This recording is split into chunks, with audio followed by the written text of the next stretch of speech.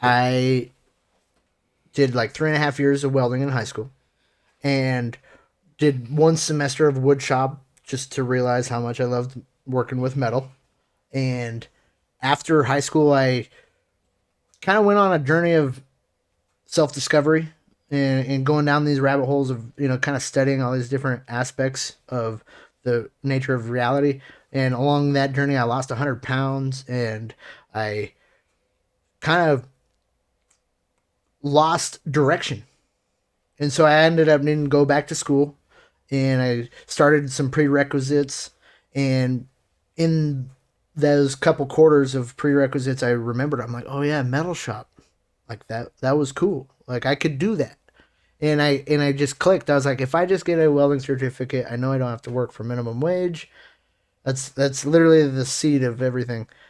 And so I switched from my prerequisites to the welding certificate at Spokane Community College, and that was in the fall of 2014, and graduated there in the summer of 2015. It was a 3 month or 3/4 degree or certificate, and that program was very oriented to you getting a job in the field to weld, and it did a really good job at doing that. The last week of the quarter, they said you could come back Monday for your final or have a job by then. And so that Friday, they sent us to the computer labs to send all our resumes out. And within 15 minutes, we were all getting calls and we all had jobs. And so, literally, instantly got picked up by a construction company building canopies for Costco gas stations. And for a couple months, that's what I did. I showed up, and on my first day of the job, I was welding a big 2 foot inch thick base plate on the bottom of a column that would be a bunch of feet into the ground, and that's what would hold the whole Costco canopy gas station up. And so, like, it was kind of all downhill from there, doing like the most, like, oh, don't mess this weld up. And then it was devolved to like drilling holes into the edges of angle iron. Within 2 months, I did a field, erected one and did everything in the shop, did all, it was kind of a beat game within a couple months, is my point. And I just What do you mean couldn't, by that? A beat I game? did everything.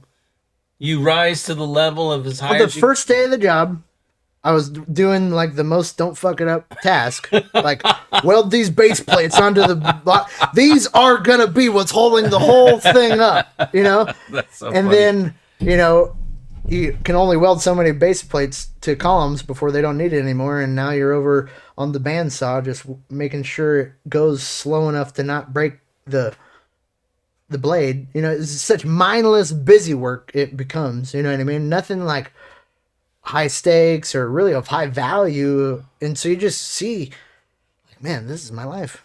Watching this bandsaw go down, drilling these holes. It's just like monotony. Uh And I did it all. Like for that job, I had touched every aspect of the job. huh. Uh huh.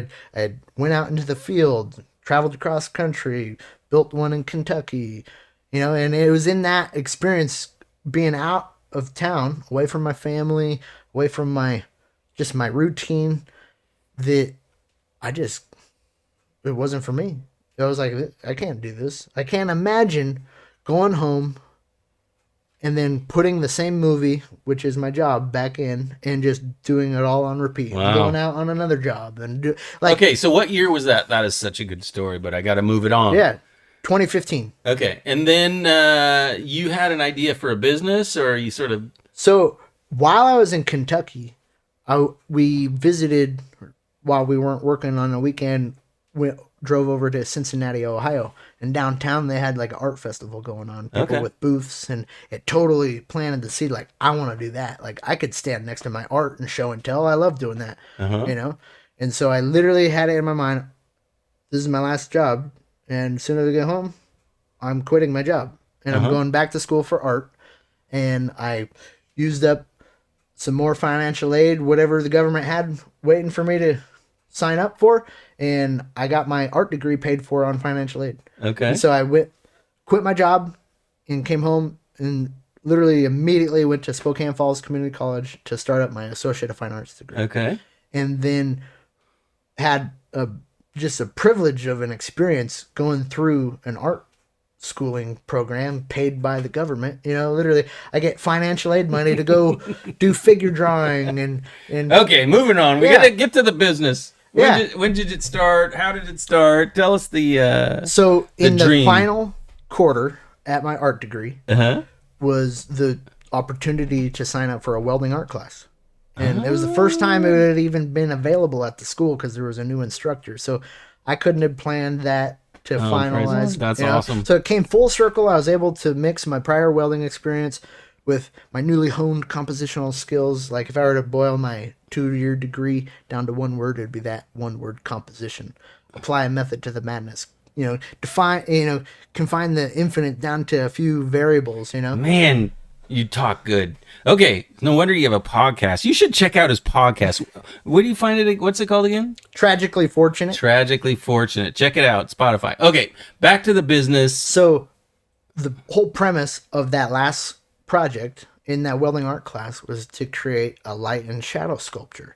So the premise was to play with found objects, recycle, upcycle, use whatever you get your hands on to create an object that may not make sense itself, but to then, when you cast a light on it, it'd create a focal point. So the shadow would be the focal point of your artwork. Hmm, And I thought, man, how cool would it be to, rather than use an artificial light source, use fire. uh-huh. Fire's the primal, most original light source. Sure. And then I thought, how cool would it be, rather than to create a 2-dimensional image, to create a 360-degree ambiance. So to put the fire within the object. And so I really wasn't thinking about the word fire pit at all. It was just this fire sculpture. And then to add value or interest to the sculpture, I didn't want it to be a glorified paperweight like most artwork is. Just has no, just fills space, doesn't move. It's just solid. So I wanted the kinetic spinning feature to come Uh-huh. into play. So that's where the hanging, spinning fire sculpture came from. So that sounds so. So you've created and is for sale a fire pit that rotates while it's burning. Yeah. Okay, is it mechanically? Yeah. So I've designed a swivel out of my own hardware and ball bearings Okay. to where it spins freely 360 degrees. Unlike if it were just hanging from a chain, it would kind of bind up and go Okay. back and forth. So does it continue to turn or? It continues to turn really well. The bearings, like if you give it a good spin, it'll spin for a couple minutes. Okay. Yeah. All right. How cool. Yeah. So when we were talking, you have quite an array of products. So, but basically they're all fire pits. That's what's got me to where I am. Yeah. Okay. And the fire pits are freaking cool. Thank you. Like they're legitimately awesome. But some are describe the difference between you've got different kinds. Some like would be perfect for a lake house, Yeah. on the lake with a big huge house, $40 million property, something really sexy. And then others are like if you're gonna go camping with the pickup Yeah. truck and Yeah. throw this in the back. Yeah. So it makes me think of my jingle, which is from the backyard to the beach or up in the mountains and over the creek.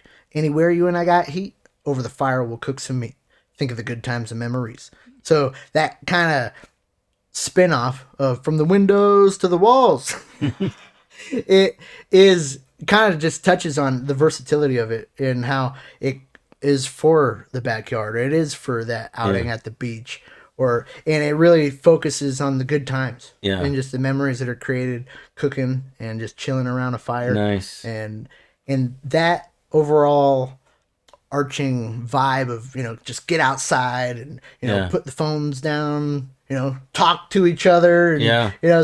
be present. Like that's kind of the overall thing that I value in Yeah. what I'm kind of bringing to life and creating space and focal point Yeah. for. That's awesome.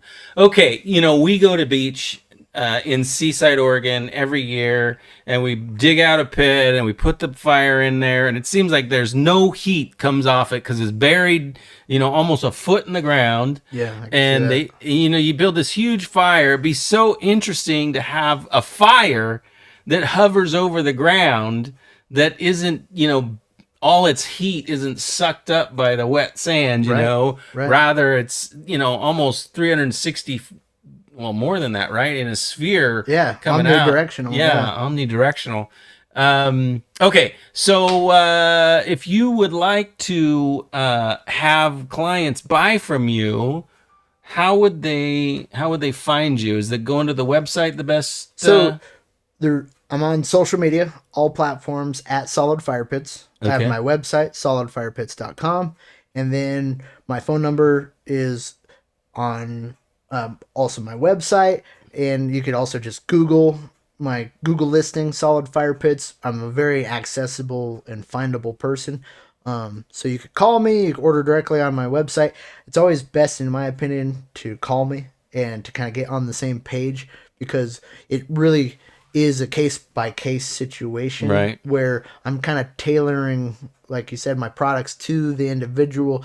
Each individual has a different use case. That, Okay. you know, What if one of the people that sees this is a little store, or a hardware store in Seaside, Oregon, or Cannon Beach, or Long Beach, or and they think, geez, you know what I'd really like to do is sell that. I mean, would you sell that to a retailer who Yeah. would then have enough margin to make some money? yeah.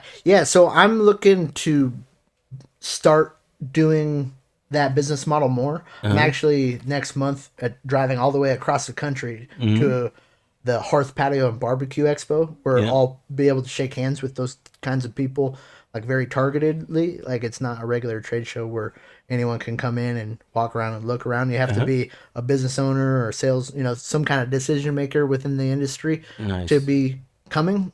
And so the idea that I have in mind would be a minimum order of a dozen, and that would start the margin of 25%, and I could go up to a maximum margin of 50%, but that would need 100 plus units. Okay.